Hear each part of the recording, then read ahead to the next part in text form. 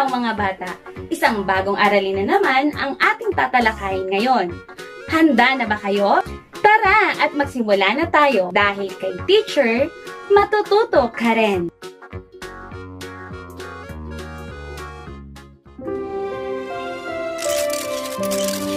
Ang ating aralin sa linggong ito ay ang pagbibigay kahulugan sa salitang pamilyar o di pamilyar ayon sa mga sumusunod. Tono o damdamin, paglalarawan, kayarian ng mga salitang iisang baybay, ngunit magkaiba ng diin, at tambalang salita.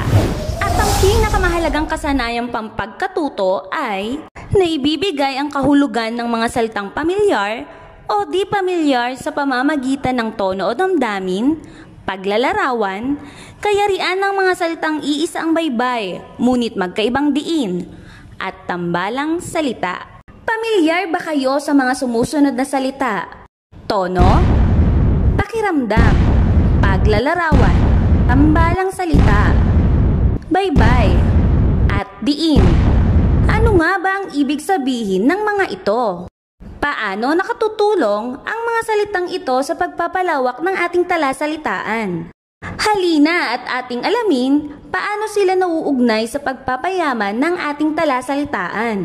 Unawain natin ang bawat aralin kung paano nakatutulong ang mga salitang ito para mapalawak ang ating bokabularyo. Bago natin simulan ang ating aralin, ay mayroon akong babasahin na kwento. Makinig ng mabuti upang higit nating maunawaan ang ating aralin. Pero bago iyon, naalala nyo pa ba ang mga pamantayan sa pakikinig ng kwento? Ang mga pamantayang nabanggit nung nakaraan ay muli nyo pa rin susundin sa pakikinig ng kwentong aking babasahin. Alam mo ba kung ano ang panaginip? Bago mo ito sagutin, ay pakinggan mo ang kwentong aking babasahin. Ang kwento ay pinamagatang Saan Gawa ang Mga Panaginip? Halaw mula sa Alab, Batayang Aklat ng Filipino, pahina 24 hanggang 29. Saan gawa ang mga panaginip? Nang magising ako, isang mainit na bola na ang araw. Parang hinalikan niya ang aking pisngi, kaya nagising ako. Nasaan na kaya sina Katkat, Bekbek at Yeye? Nakakain na kaya sila? Buong lakas akong nag-inat at humikab para bulyawan ng araw. Hay! Gising na ako. Kay ganda ng aking panaginip kagabi. Tapos, tumakbo ako ng mabilis patungo sa harap ng simbahan. Nadatnan ko si Nanang sa simbahan. Nagtitinda siya ng mga kandila na kulay pula. Nanang, nakita na ba ninyo si Katkat? O si Bekbek?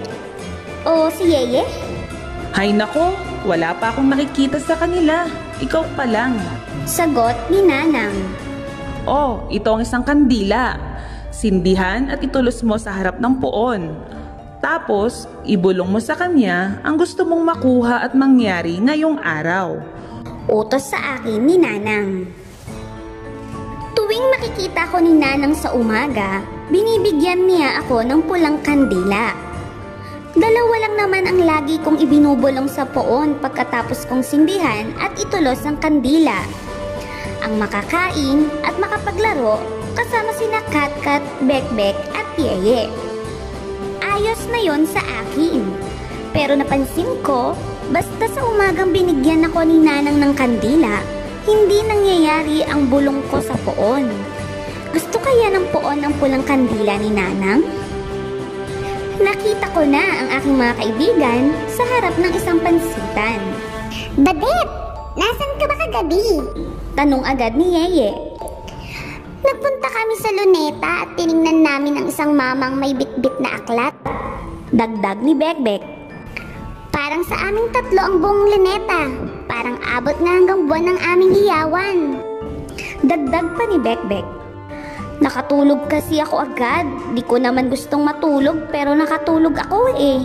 Doon sa harap ng tindahan ni Mr. C. Sagot ko. Buti tumating ka.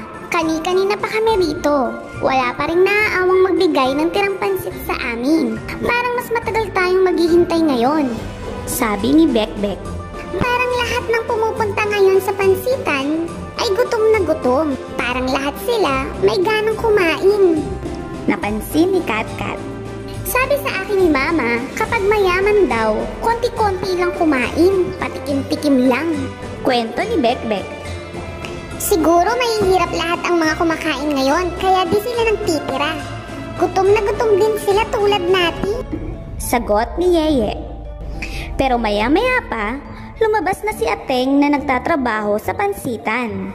Iniabot niya sa amin ang mainit-init na pansit na nakalagay sa lalagyang papel. O mga ineng, pansit, pinabibigay sa inyo ng isang tao. Nagpasalamat kami kay Ateng.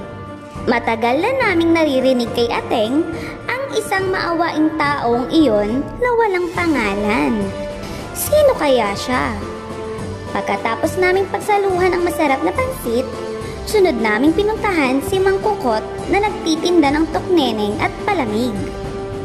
Tumayo kami sa harap ng mga paninda ni Mang Kukot. Tiningnan namin ang umuusok na tukneneng at ang namamawis na palamig. Mang Kukot, totoo bang gawa sa bulok na itlog ang tukneneng?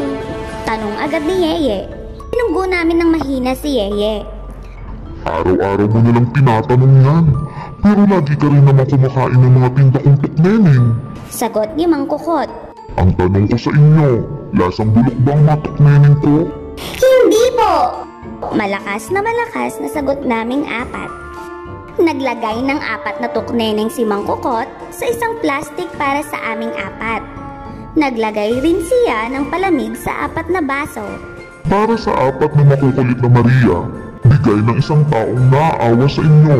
Sabi ni Mang Kukot habang isa-isang ibinibigay sa aming 4 ang 4 na mabangong palamig. 4 na ang maririnig ni Mang Kukot. Ngumiti naman si Mang Kukot ng pagkatamis-tamis. Binanggit din ni Mang Kukot ang isang maawaing taong walang pangalan. Ang pinakagusto at inihintay naming 4 ay ang kwentuhan namin sa ilalim ng matandang puno ng akasya sa plaza. Isa lang ang pinag-uusapan namin, ang aming mga panaginip noong nakaraang gabi. Basta wala lang ulitan ng panaginip. Nanaginip ako kagabi. Sa gutom ko, kumain daw ako ng lupa. Ang sarap-sarap pala ng lupa. Nalalasahan ko pa nga hanggang ngayon eh. Kwento ni Katkat. Tapos anong nangyari? Tanong ko kay Katkat. Hindi ko matandaan kung paanong natapos. Basta kain ako ng kain ng lupa hanggang mabusog ako. Sabay hawak ni Katkat sa kanyang tiyan. Napaka-imposible naman ang panaginip mo. Singit ni Bekbek. Ako, napanaginipan ko ang bunso kong kapatid. Kwento ni Bekbek. Nakita ko na raw siya. Buhay siya. Pero di niya ako kilala. Kinakausap ko siya, pero di niya ako naririnig. Sumigaw ako, malakas na malakas. Pero di niya ako pinapansin. Ano kayang ibig sabihin noon? Siguro, ibig sabihin nun, huwag ka na raw mag-alala. Maayos na siya ngayon. Sagot ko. Talaga? Oo, dahil kung nagsasalita siya at nakaririnig, tiyak na sasabihin niya, Ate, nagugutom ako. Mas nakalulungkot malamang hanggang ngayon nagugutom pa rin ang kapatid mo. Sagot ko. Napanaginipan ko yung gustong-gusto kong sapatos na nakita natin dun sa Divisoria. Naalala pa ba ninyo? Tanong sa amin ni Yeye. Oo, yung kulay pula at may takong. Sabi ni Bekbek. Oo, yun nga. Parang naging bituin ang mga mata ni Yeye. Isinukat ko raw ang sapatos, pero nang ilakad ko na, hindi ko na mayakbang ang aking mga paa. Biglang naging bakal ang mga sapatos. Inis na inis talaga ako. Parang ayaw talagang ibigay sa akin ang gusto kong sapatos. Dumilim na ang mga mata ni Yeye. Siguro, madumi raw kasi ang mga paa mo. Biro ni Bekbek. Maganda uli ang panaginip ko kagabi. Lalo pang nagsilapitan sa akin ang aking 3 kaibigan. Nakapasok na raw tayo sa paaralan, doon sa Pigabara sa Binondo. Nakasuot tayo ng bagong uniforme. May malalaking bulaklak pa nga na nakalagay sa aking mga tenga. Sabik na sabik tayong nagsulat. Sulat tayo ng sulat ng kung ano-ano, kwento ko sa kanila. Naramdaman ko lalo silang lumapit sa akin. Halos magkapalitan na nga kami ng mga mukha. Tapos, teacher daw natin si Nanang. Iyong makandila niyang kulay pula ang ating ipinagsusulat. Nakapagtataka, napupuno ng kulay ang ating mga papel. May bulaklak din si Nanang sa kanyang tenga. Magandang panaginip mo, Badet. Pero imposible rin. Paano tayo makapag-aaral sa P. Guevara? Tanong ni Bekbek. Oo nga eh, ako rin nagtataka. Bakit ganun ang napanaginipan ko? Pero maganda, di ba? Maganda yatang mag-aral sa P. Guevara. Tapos, si Nanang pa ang teacher natin. Mabait sigurong maging teacher si Nanang. Dagdag ko. Kuminang ang mata ng aking mga kaibigan. Saan nga ba ginagawa ang aming mga panaginip? Paanong nangyayaring totoong-totoo ang aming mga iniisip at di iniisip? Paanong nangyayaring sa panaginip ay busog na busog si Katkat na nakita ni Bekbek ang kanyang bunsong kapatid, na naisuot ni Yeye ang gustong-gusto niyang sapatos, at nakapag-aaral kaming apat sa P. Guevara. Paanong naging teacher naming apat si Nanang? Sino nga ba ang gumagawa ng mga panaginip? Paanong nangyayaring totoong-totoo ang mga imposibleng mangyari? Pagkatapos ng aming kwentuhan ng aming mga panaginip, naghiwa-hiwalay muna kami. Ako, tagatawag ng mga pasahero. Si Katkat, nagbabantay ng mga nakaparadang kotse. Si Bekbek, nagtitinda ng plastik. At si Yeye, gumagawa ng mga bilog na basahan. Isang gabi, nagkita kami ni Nanang sa P. Guevara. Teacher siya at mag-aaral uli ako. Tulad ko, may bulaklak din siya sa kanyang tenga. Pero lantana ang sa kanya. Sinabi ko sa kanyang lantana ang bulaklak sa kanyang tenga. Pero hindi niya ako pinansin. Hingal na hingal si Nanang. Parang galing siya sa malayong lugar. Ibinigay niya sa akin ang 4 na pulang kandila na kanyang itinitinda. Alam ko ang ibig sabihin nun. Simulan na uli naming 4 na magkakaibigan ang pagsusulat. Pagkabigay sa akin ni Nanang ng 4 na kandila ay umalis na siya. Hinanap ko sina Katkat, Bekbek at Yeye, pero hindi ko sila makita. Sinigaw ko ang kanilang mga pangalan. Katkat, Bekbek, Yeye, nasaan na kayo? Magsusulat na tayo. Nagising ako sa tapik ni Mr. C. Pinaalis na pala niya ako sa harap ng kanyang tindahan. Magbubukas na pala siya. Makulimlim ang langit. Bakit kaya madalas kong mapanaginipan si Nanang at ang kanyang mga pulang kandila? Nagpunta ako sa harap ng simbahan, pero nakapagtatakang wala roon si Nanang. Unang umaga itong hindi ko nakita si Nanang sa harap ng simbahan. Unang umaga rin itong wala akong kandilang sinindihan at itinulos sa harap ng poon. Pero pumunta pa rin ako sa harap ng poon. Binulungan ko siya ng dati kong bulong sa kanya. Pagkatapos sindihan at itulos ng isang ale ang kanyang hawak na puting kandila. Makikihati na lang ako sa ale. Nakita ko uli si Katkat, Bekbek at Yeye sa harap ng pansitan. Hinintay uli naming 4 na lumabas si Ateng. Sana may tira-tira uling pansit o kaya ay may magpaluto ng pansit para sa aming magkakaibigan. Bulong ko sa sarili. Alam kong ganun din ang bulong ng aking mga kaibigan. Parang nagmamantika na ang kanilang mga nguso. Lumabas si Ateng dala ang pansit. O mga ineng, pansit, ipinaluto ng isang maawaing tao para sa inyo. Thank you, Ateng, sabi ko. Pagkatapos namin kumain ng pansit, pumunta rin kami kay Mang Kukot. 4 na tukneneng at 4 na palamig para sa 4 na Maria. bigay ng isang taong naawa sa inyo. Sabi ni Mang Kukot. Di ko na muling nakita pa si Nanang mula noon sa harap ng simbahan. Mula rin noon, wala na rin ang isang maawaing taong laging nababanggit ni Ateng at ni Mang Kukot kapag nagbibigay sila sa amin ng pansit, ng tokneneng at ng palamig. Nakakakain pa rin kami ng pansit sa pansitan, pero tira-tira na lang. Nakakatikim at nakakainom pa rin kami ng tokneneng at palamig, pero kung gabi na lang at wala na talagang bumibili kay Mang Kukot. Isang gabi, nakita ko uli si Nanang sa P. Guevara. Teacher ulit siya at mag-aaral ako. Tuyo na ang bulaklak sa kanyang tenga, pero yung sa akin, sariwa pa rin. Nanang, saan ka galing? Matagal ka na naming hinahanap. Galing ako sa isang pook kung saan ginagawa ang mga panaginip. Sagot ni Nanang. Talaga, Nanang? Tanong ko. Oo, sa panaginip totoo ang lahat. Lahat ng pangarap, kahit yung hindi mo naiisip na pangarap mo, natutupad. Marami pang sinabi si Nanang. Pero humina ng humina ang kanyang tinig hanggang sa di ko na narinig. Hinayang na hinayang ako.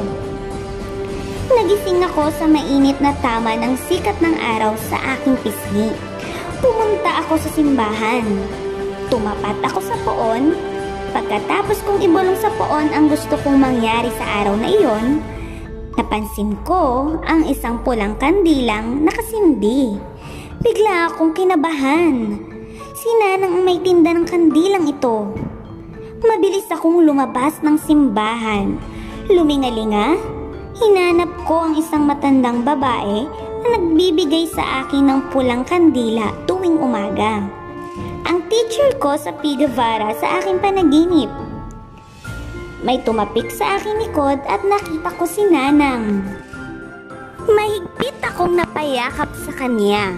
Si Nanang pala ang maawaing taong nagpapaluto at nagbibigay sa amin ng pansit, tukneneng at palamig. Mula noon, lagi na rin namin siyang kasama sa pagkain.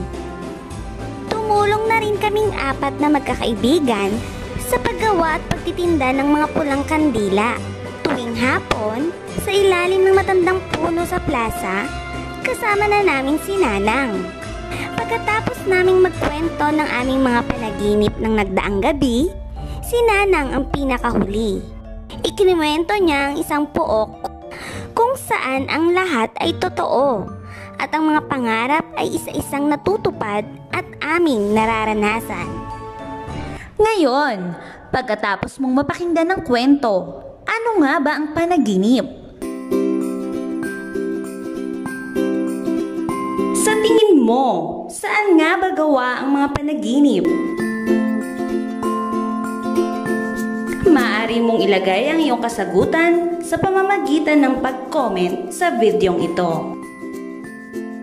Mula sa kwentong ating binasa ay matututunan mo ang pagbibigay ng kahulugan sa mga pamilyar at di pamilyar na salita sa pamamagitan ng tono o damdamin.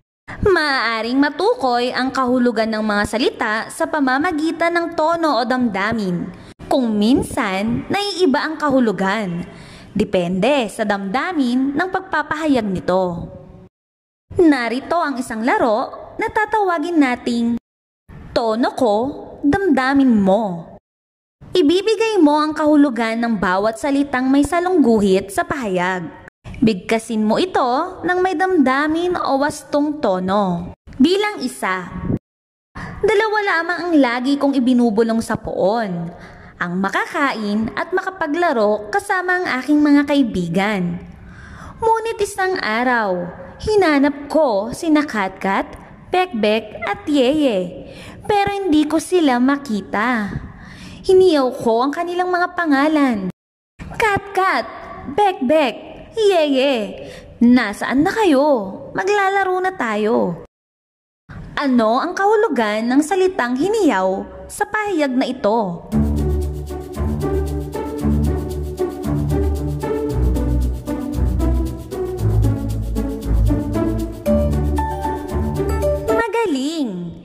ito ay nangangahulugang isinigaw. Ano sa tingin mo ang saloobin o tono ng manunulat sa pahayag na ito? Tama! Ang pahayag na ito ay malungkot. Ano naman kaya ang nabuo mong saloobin o damdamin pagkatapos mong mabasa ang pahayag? Tama! Maaaring ang iyong naramdaman ay pag-aalala. Narito ang ikalawang bilang. Maganda yatang mag-aral sa P. Guevara. Tapos, si Nanang pa ang teacher natin. Mabait sigurong maging teacher si Nanang. Dagdag ko, kuminang ang mata ng aking mga kaibigan. Ano ang kahulugan ng salitang kuminang sa pahayag na ito?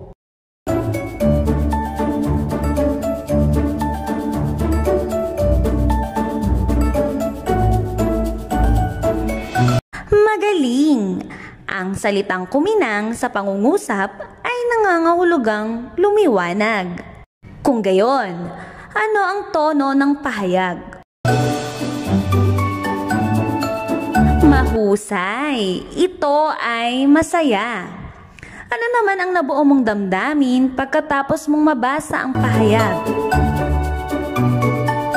Tama! Maaaring ang iyong naramdaman rin ay pagkatuwa o pagkagala. Ang pamilyar na salita ay ang mga salitang madalas marinig at gamitin sa usapan at pagsulat.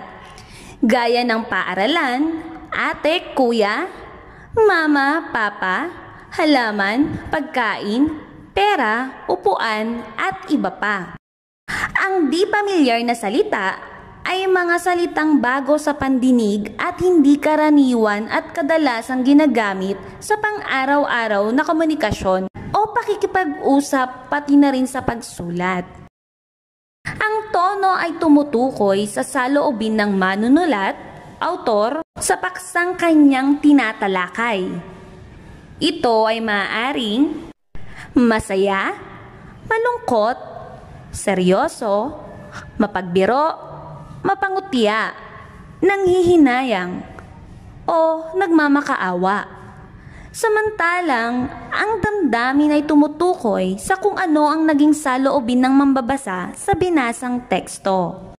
Ito ay maaaring tuwa, lungkot, galit, pagkainis, takot, paghanga, pag-ibig, pagkagulat, pagtataka, pag-asa, kawalang pag-asa, katapangan, pangamba, at iba pang emosyon o damdamin.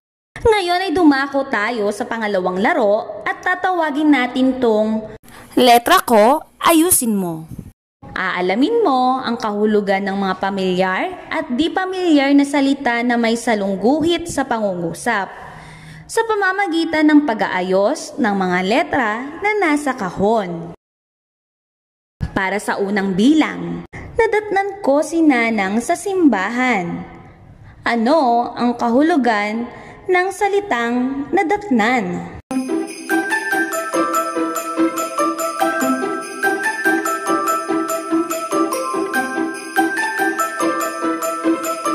Ang kahulugan nito ay naabutan. Ikalawang bilang. Mabilis akong lumabas ng simbahan at luminga sa isang matandang babae na nagbibigay sa akin ng pulang kandila. Ano ang kahulugan ng salitang luminga?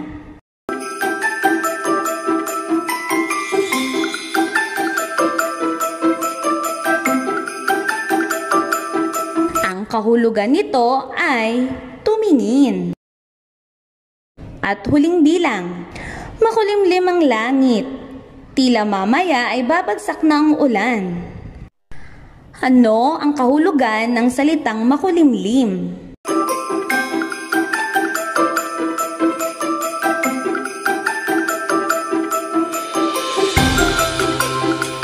Ang kahulugan nito ay madilim. Palakpakan mo ang iyong sarili. Mahusay ang iyong pinakitang galing sa ating laro. Naibigay mo ang kahulugan ng mga salitang pamilyar at di pamilyar sa pamamagitan ng paglalarawan. Ngayon ay ilagay mo sa tamang pangkat ang mga sumusunod na salita kung ito ba ay nabibilang sa pamilyar o di pamilyar na salita. Sinigawan, binulyawan, dinadaanan, binabagtas, katoto, kaibigan, nagmamadali, nagkukumahog, marinig, maulinigan.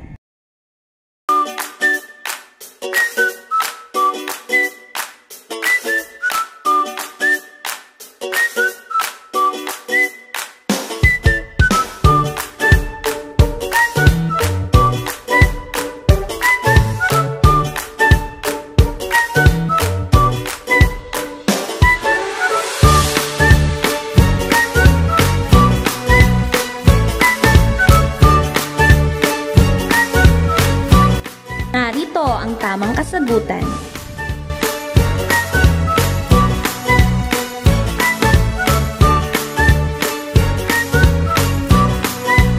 Ngayon naman ay mayroon akong ipapakitang mga salita.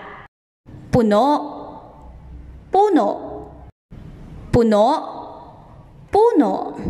Ikaw naman. Ang unang salita ay nangangahulugang apaw o sagad. Ang ikalawang salita naman ay nangangahulugang katawan ng kahoy mula sa ugat. Ano ang napansin mo sa mga salita? Tama!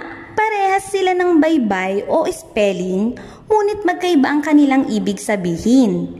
Meron din itong simbolo sa itaas ng isang salita ng mga pantig at ang tawag natin doon ay diin. Narito pa ang ilang halimbawa. Binasa, binasa. Ikaw naman. Ano ang kahulugan ng salitang binasa? Tama, ang ibig sabihin nito ay tiningnan at inintindi kung ano ang nakasulat. Ang ikalawang salita naman na binasa. Ang kahulugan naman nito ay tinapunan ng tubig. Para sa inyong gawain, ibigay ang kahulugan ng salitang nakasalungguhit sa bawat bilang.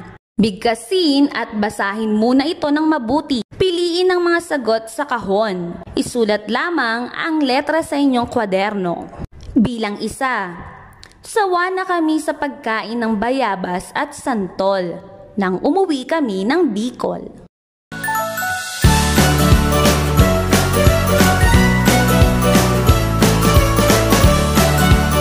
Pangalawa, kinagabihan, nagulantang kami sa ingay ng mga manok dahil may sawa na palang umaaligid sa mga ito.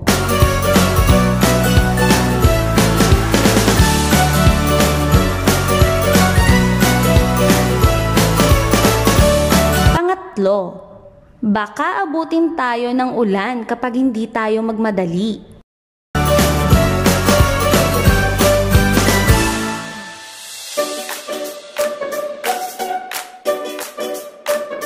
Pang-apat, iingatan nating madaanan ang kawan ng baka para hindi ito maistorbo.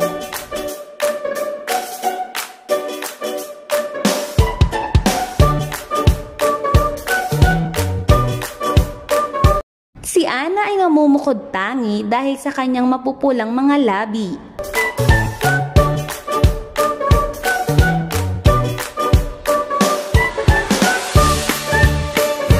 Ngayon naman ay ating tatawagin ng larong ito na Salita Ko, Itambal Mo. Pagtambali ng mga salita sa hanay A at hanay B upang makabuo ng panibagong angkop na salita.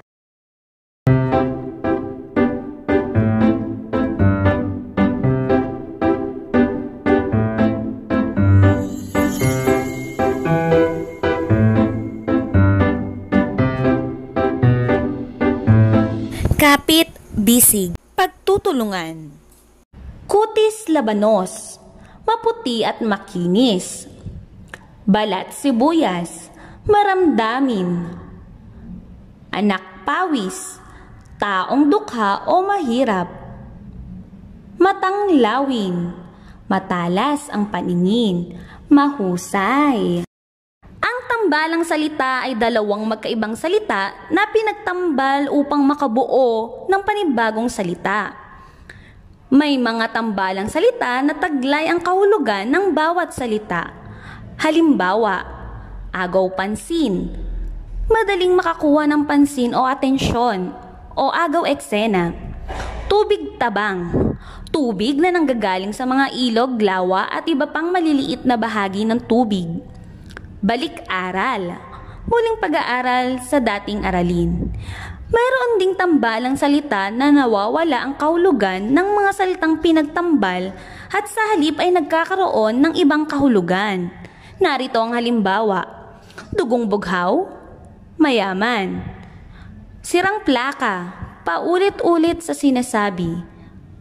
At bukas palad, mahilig tumulong. Sana ay may bago kayong natutunan sa linggong ito.